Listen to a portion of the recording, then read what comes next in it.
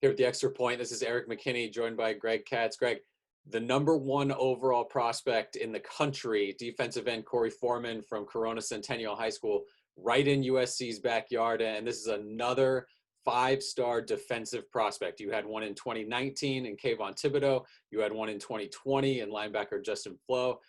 Both of those guys are at Oregon. Korey Foreman looking at a lot of different schools. What does his recruitment, how could it reflect on USC?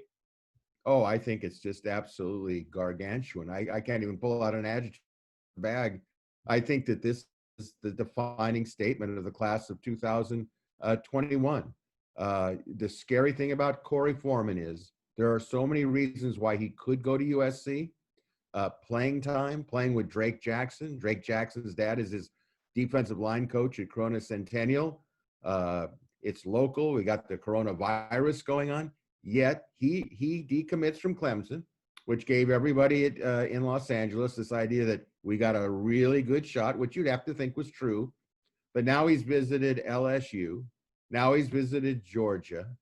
And there is a sense that maybe Georgia is got the lead. And let's not forget one thing. JT Daniels is going to be the probable starting quarterback for Georgia.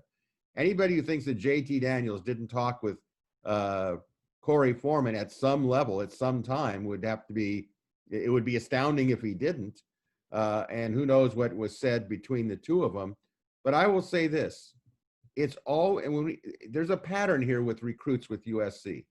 It's always USC, but I'm looking somewhere else. It's USC, but I'm looking somewhere else. When you got two teams from the SEC competing with each other, and one of the schools, LSU's got Ed Orgeron, which we don't have to wonder about his recruiting prowess. And then you have Georgia, which is sticking its toe into Southern California now, and they get a Korey Foreman. This should never be happening. And as you so aptly put, you connect the dots from Thibodeau to Flo to maybe Foreman. If that isn't a pattern of behavior, nothing is. And this is not Todd Orlando's fault. I don't believe this is Vic Soto's fault. I think Korey Foreman could be looking at the fact that, is this the type of program that will take me to a national championship, as well as other things he's looking for? And if he decides that he's going somewhere other than USC, it's a bigger reflection now on USC than it is him going across country to play in the SEC, because history has proven that when you have a Pete Carroll head coaching the Trojans, or a John McKay, or even a John Robinson, take a look at those rosters. They're filled with players from outside California, but more importantly, they're filled with the very best from California, especially from the Southern California area. So this is not a shock to me, and probably not a shock to most anybody that follows this program closely. The decision to keep Clay Helton, as wonderful a guy as he is, and he is, no matter what he does, there is a perception of, can they take me to whatever? And now you've got Oregon, who, if they win the Pac-12, if it's played this year or next year, you really got to make some serious decisions. And, some would argue the decision should have been made on a coaching change a year ago, 2 years ago. But there's no way with SC's storied legacy and everything else that you can't see what's going on at this point. Now, if Foreman signs with SC, it's a tremendous signing. It is great. But you know what? We're starting to get the impression that just might not happen.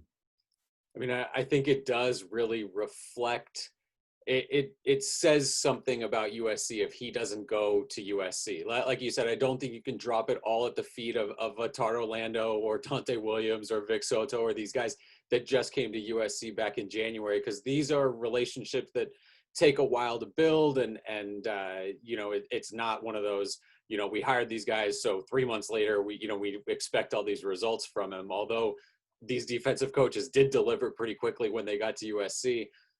But it does, when you miss kind of year after year after year, you can't keep sort of laying those excuses down when you are a school like USC, a school, like you mentioned, that just should be able to kind of put their arms out and corral in, the big time guys around them. And there are guys in Southern California that go elsewhere. I mean, talking about sort of defensive ends, and you're going back a ways now, but Ronald Powell's a guy that went out to the SEC, and he was from, that Inland Empire area where Korey Foreman is. So it's not like they get every single guy, but boy, when you have three major marquee names 3 years in a row and you don't get any of them, that's a major statement, I think, against USC. And then spinning it forward, you're looking at 2022 with Damani Jackson, who's a guy who looked, kind of destined for USC, and now Clemson comes in and Michigan's making a push. And it really does become, when do you get that major local guy who jumps in with USC early and says, no, this is the obvious choice. This is where I'm going. This is easy. You look back, when they don't get Kayvon Thibodeau in 2019 and they do get Drake Jackson, even that is a decision that comes down kind of on a knife blade, where it's Arizona State or it's USC, late in the process. So this is something that is absolutely worth watching. And I don't think if you miss on Korey Foreman, I still think that you can bring in what is talked about as a really good, solid class. But when you're missing those guys on time, and these aren't cherries being added, these are guys where when you look at their production, their potential, top 5, top 10 NFL picks, and guys that really kind of give your program what it can be. They give you conference championships. They can take you to national championships. These aren't guys that, okay, it's nice to have that guy. So I think that is something to watch for with Korey Foreman. And like you said, the fact that SEC schools, LSU and Georgia particularly, have been able to come in and make this a real battle, I think it tells you a lot about the way recruits right now still look at the SEC compared to the Pac-12, compared to USC.